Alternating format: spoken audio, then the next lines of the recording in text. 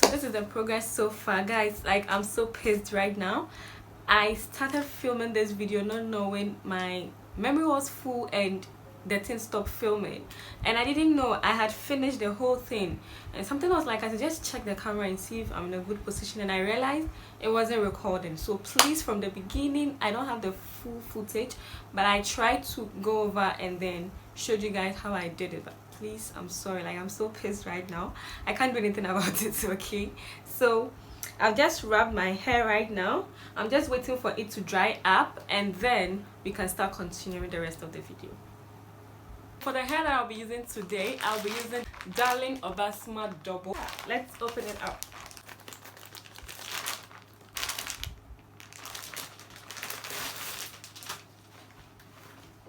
So this is how the hair comes in the pack. I showed you when I did my knotless braids.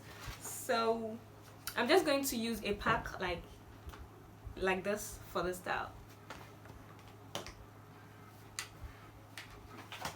So once I have it like this, I'm going to go ahead and braid it into 3-strand braids, and I'll be back.